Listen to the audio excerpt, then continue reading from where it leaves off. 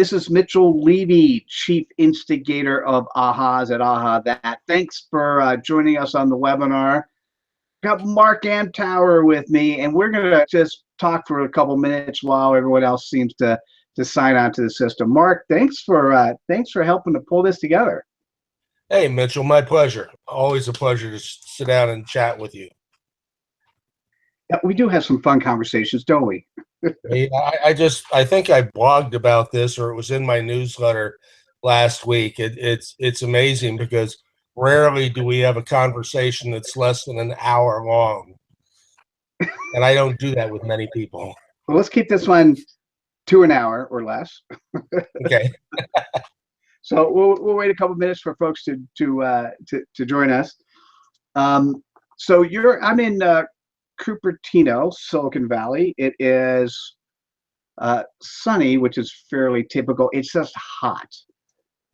So, well, I think hot's a relative term. You're in Washington, right? Or you're in Arlington? No, I'm in Columbia, Maryland. Ah. Halfway between Baltimore and Washington, and it was low 90s today, a little on the humid side, not as bad as it has been. But we're not being flooded and there's no fires, so I'm thankful for that. We do have a couple fires. Down in LA. Terrible. Yeah. Well, there's a couple that are closer too, and oh man, I agree. It is pretty horrible. I haven't been to Cupertino for a while. It has changed. You will see a significantly different Cupertino if you make your way out there. Okay. So I think one of the things, we have. I don't know. Everything's relative in terms of traffic. We've never been in the past like LA. We're a lot more like LA now. Cupertino is in a process of getting its first downtown actually built. And there also, Apple is building that monolith office. It's a circular office that will house 14,000, and I hear, new employees. Well, all right. Our traffic's worse in LA. That's why I'm home based. So I determine when I'm going to go out and why. Gotcha. And humidity, what's that like for you guys? So we haven't had any for a little bit. Not good, not good. Now, I did bring my son to Tempe, Arizona. He's going to ASU, and it was not humid, although it did rain at one point in time. I experienced my first ever dust storm. If you want to see what a dust storm is, they're really wacky, and I actually posted it on my Facebook page. So we experienced our first dust storm, but there was a day when the temperature climbed up to 108. So I'm thinking it's hot here because it's humid. 88. But not humid. No, it's a dry heat, so it's better. So, if you want to cook your tandoor chicken, you don't need an oven. That's interesting. Yes. Hadn't thought about that. Yes, there. You could definitely, at that temperature, you could absolutely cook outside. Yeah, that's pretty funny. I mean, your body too, obviously. Yep. It's easy to get comfortable to that body. It wasn't that bad. You can acclimate to pretty much anything. Depends on what you want and what's there. Well, we are about 5 minutes into it. Why don't we get going, and then we'll just. I think, Mark. I mean, I have this canned presentation that I've given many times, right? But I never like to do anything that's canned. I am going to switch over to PowerPoint. But what I'd like to do is I'd like you to interject. We'll keep it down. We'll still make it. We'll get everyone out of here before the total of an hour is up. And let me switch over to slide mode now. Let's do that. And so you should start seeing my slide. Let's hide that and let's go full screen. And always the full screen stuff is when it gets funny. But there we go. There you go. All right. No, And it looks so, good. all right, awesome. And let me just go through the. I know that guy. Well, I'm actually adding one. I added one more slide. This is not normal part of my presentation. We are in the midst, for those watching, we're in the midst of a Kickstarter. And the Kickstarter, you get to aha.pub/Kickstarter. And it brings us to the Aha That platform, and I'll share more about that. But there's some great, if you don't make it to the end, I wanted to share this with you because there are some great prices and deals. And this platform, when the Kickstarter accomplishes what we want to get funded, we have a goal of 10,000, so we're getting there after. It says 9 days. We started. Technically, it's been 7 days since we've been on, so about a week. So we'll hit the goal, and then what we'll do is we're going to build what will be the easiest way to share content on the internet. Right? Let me repeat that. The easiest way to share content on the internet. And so for those who want it done automatically, conveniently, and get the power of good content out there for yourself, we're going to make that happen. So go to aha.pub/Kickstarter. So what I thought I'd start with is thinking about the word aha. I'm a big fan of ahas, and what's fascinating is when somebody gives you an aha, the light bulb goes off, you get excited about something. When somebody gives you an aha, my general thought process to you is let them know. People get really excited when they hear from you that you've helped change the way they think. They're doing something different, whether it's a tool you shared with them or something else. If somebody gives something to you that you get excited about, let them know. Right, Mark, I think you and I have always been good about telling each other on where we learn from each other. Well, that and, our conversations tend to be full of those particular moments because when we start our back and forth, ideas just occur. And that's, by the way, what any good conversation is. And so what I thought I'd do is I'd share 3 aha moments with you. One, the new attention span is 7 seconds, so you got to make it count.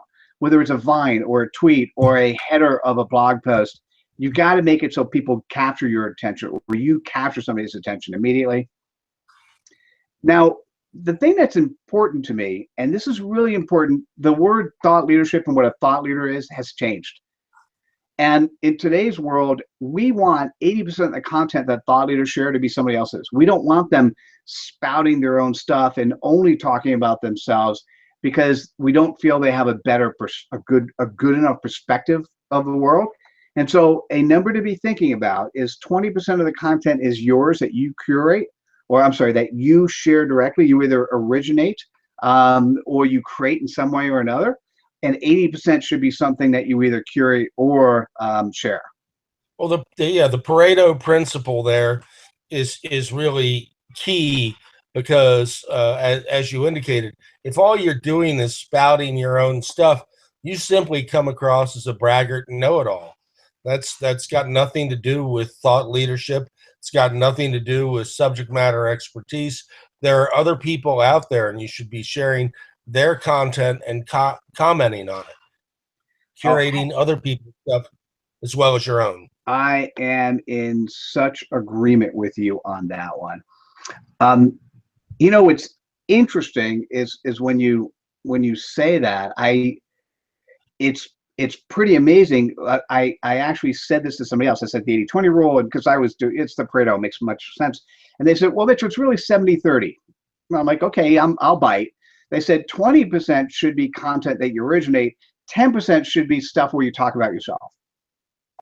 Which I thought No, Yeah, I seemed high. That number seemed high to me, so I wasn't as excited about it. But it no. was If your interesting. content's good, you don't have to talk about yourself.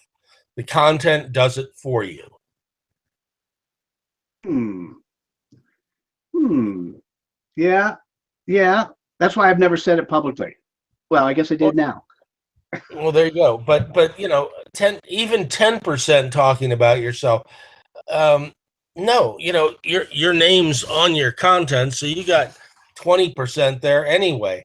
If that's 20% of the content you're sharing, and you're sharing information on a regular basis, that's a lot of touches. Yeah. Do you have?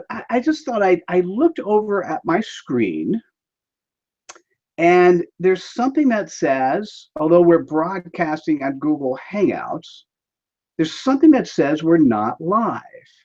My button That's says live. yeah. All right. Let me see if I could figure out if this is true or not. Um, I have a an orange box in the top right of the screen that says live. yeah, I see that too. I mean, I absolutely do see that. So Um, you have the that master screen though. yeah, but there's another screen. So I'm just curious if somebody came into the hmm. That's an interesting thing to see if we really are live. Um, fascinating. I'm trying to figure out how to do this while we're talking. Mark, maybe what might be worth doing is I continue talking.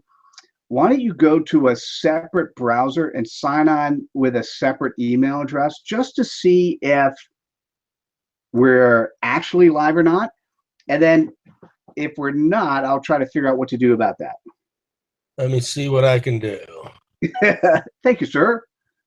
All right. So the third aha message I thought I'd share is that 100% of the employee base needs to be advocates, right? So they absolutely, what's important if you have employees working with you, working for you, or you're an employee working for a company, it's important that you love what you do and you share what you do, because if behind the back of the company you're saying bad things, why would somebody want to do business with that company? And so life has changed that way because we have the ability to spread the message so much. And it's really sad today that we pay our employees so much money to do a job, but then we tell them they can't talk about it, right? And that's true with too many companies. So I thought I'd share a definition of thought leadership. And so you can go to thinkaha.com, and there's a tab there under thought leaders where you can actually get this definition. It's a 2x2 audience by content. And what it's saying is, if you have a really large audience, but your content's pretty lame, well, you're an evangelist. Whereas the expert has a much smaller audience, and the thought leader has the right content for the right audience. Now, what might be interesting to note is that I use the word right? The right content for the right audience. So a thought leader doesn't have to be a thought leader for the world. A thought leader could be a thought leader for a much smaller geographical area or for a much smaller vertical area. And so thought leadership is really up to you to define what it really means to you. But this is what thought leadership is. And you can see more videos and more exclamation at the Thinkaha website. So what happens if you mash all those things together? The definition of thought leader, the right content for the right audience, 100% of the employee base being advocates, 80% of what you share being somebody else's, and doing it with a 7-second attention span. Wait for that aha moment. What I'd like to introduce is the emergence of the aha leader. And the way to think about an aha leader, it's your own personal curator. It's that recognized expert, it's that thought leader, it's that person. The aha leader is the person you look to help you solve a particular problem. Now, going back to when you were a kid and you were sick, your aha leader was mom. Yeah, hey, mom, I'm sick. What do I do? If you want to use a new technology and there's somebody at the office who uses it, you're going to go to them and say, hey, what should I use? What's the best? we're no longer interested in just somebody standing on a platform telling us what we like. We want somebody to tell us what they like and what they think will work for us. And that, to me, is what an AHA leader is. What do you think, Mark? Are we getting any luck on trying? Not so far. Okay. So I keep going? I guess I'll keep going, and then tell me if you think it's not working. Keep going. All right. So there are 5 activities to become an AHA leader. And first, we're going to start with becoming an instant expert, creating your instant book, curating and sharing content, building your brand, and continually repurposing content. We'll start with the first one. And I've got 3 things to think about in terms of becoming an instant expert. Mark, this is an area that you actually are an expert in. Run a LinkedIn group, right? So create and run a group. And guess what? The person who runs the group is the person who's looked at as the expert in a space, even if they're not. Whether it's LinkedIn or Facebook or a Twitter list or a Pinterest board, or if you're running a physical meeting, the meeting organizer. So if you're a meetup, the meeting organizer is considered that. Yes, sir. The screen says sit tight. The presenter hasn't started the broadcast yet. Oh, that's fascinating. Well, that's not working very well then. No. All right. Not. So let's see what it is that I can do to fix that.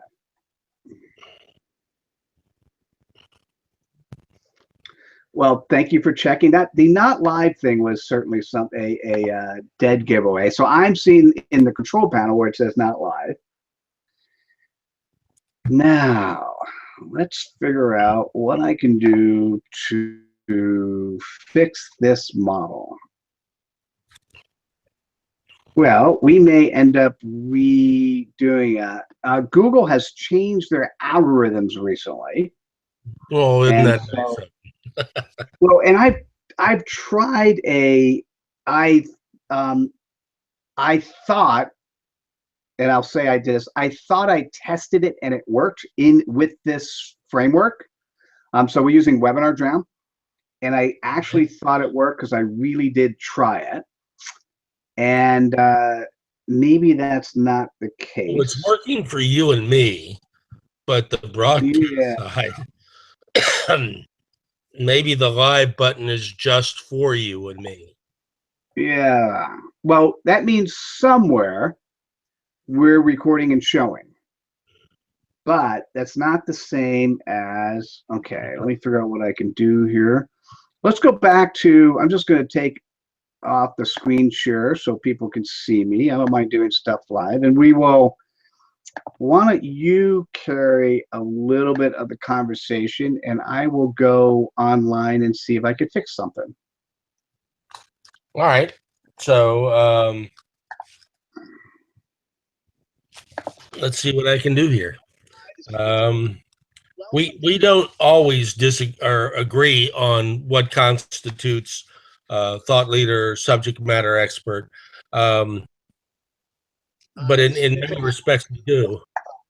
I think that a good deal of it has to deal with deep current knowledge of a particular subject, staying current on that subject. You've got to find or create venues to share your knowledge. Hopefully make it understandable. Take a complex subject and put it into language or words that people actually understand.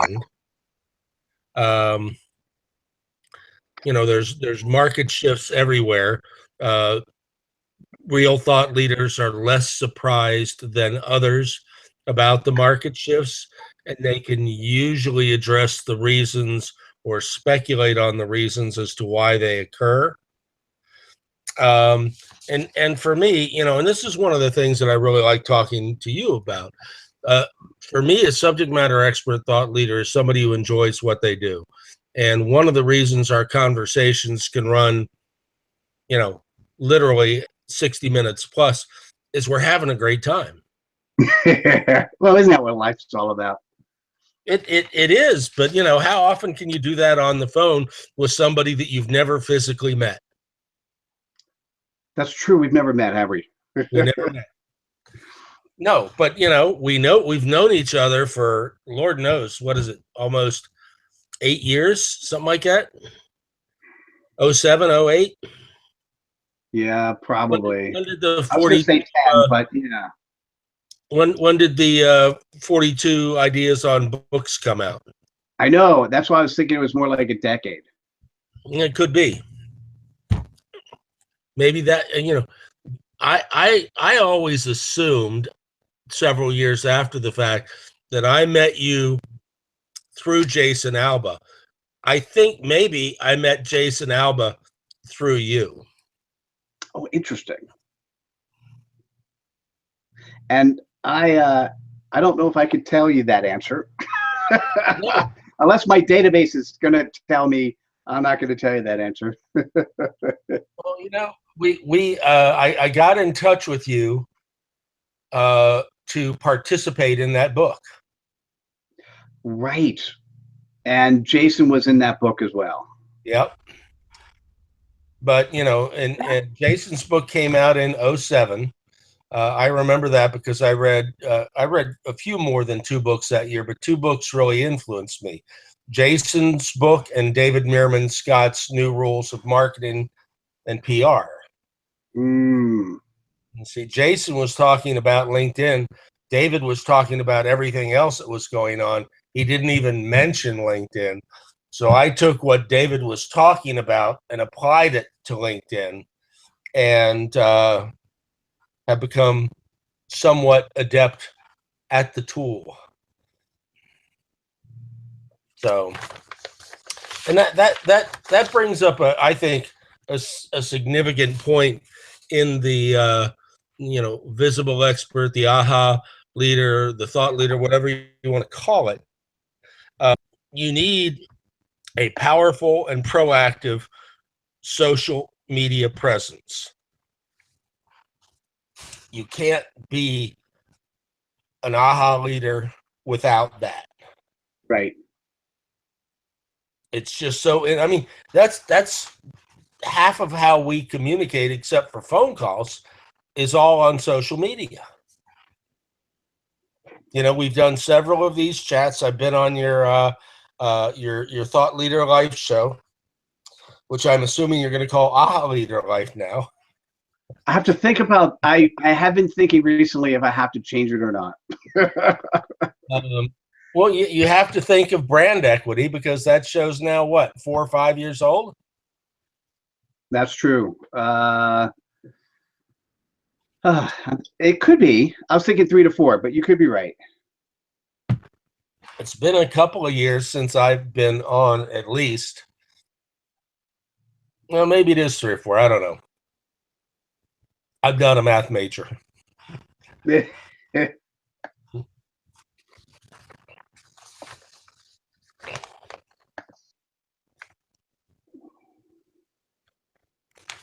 So regardless of what area you're in, key elements are, being a student of your market niche, building your content library, your AHA library, really ferreting down, understanding the niche, know what the trends are, know what the fads are, be able to tell the difference between trends and fads, determine your position in the niche. If there are a lot of people who do what you do, how are you different? And where are you in that particular food chain? Where do you rank amongst those people? Trout and Reese came out with Positioning the Battle for Your Mind 35 years or so ago. The rules still apply from that book. If you're in a category that's crowded, create a subcategory. Mm. Okay, there you can be the leader. But it's sense. Agreed. Yeah, well, when you sit back and look at it, you go, of course it makes sense. But if and this gets into the 80-20 rule again. If you don't know who your competition is, you may be parroting them without knowing it. They may have already published your ideas. I do a lot of writing and speaking about LinkedIn. And I have people come up to me after and said, I saw somebody else write about that or talk about that. And I'm going, there's only so much stuff you can write about or talk about LinkedIn. When we're talking about the nuances, how you set up your profile, how you engage in groups, there's only so many things you can do. So, of course, people have a lot of the same ideas. It doesn't necessarily mean they're taking ideas from other people. I am with you. So, but unless, I follow the LinkedIn expert groups on Google Plus because it's a robust community. It's much better than the one on LinkedIn itself, oddly enough. But, there's a lot of really good experts there. And because of that group, I found a lot of them. I started reading their stuff, commenting on their stuff, tweeting their stuff, posting their stuff. And that's the 80-20 rule, right? Could I write the same stuff? Yeah. But why would I? I like writing from observation and experience. Shouldn't we all? Well, except for those people who plagiarize, yeah. Oh, I see. Yeah. No, sorry. It just doesn't make. I guess I don't live in the world of plagiarizing. I just can't even think about it. So it happens.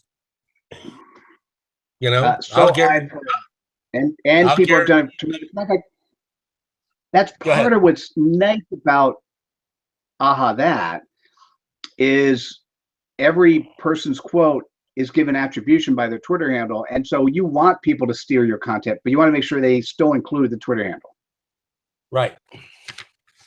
Yeah, but I'll guarantee you there's a lot of your stuff out there minus the Twitter handle or whatever other designation was there and being attributed to, that's the John Levitt routine. Yeah, that's mine. I wrote it with my wife, Morgan Fairchild. Well, I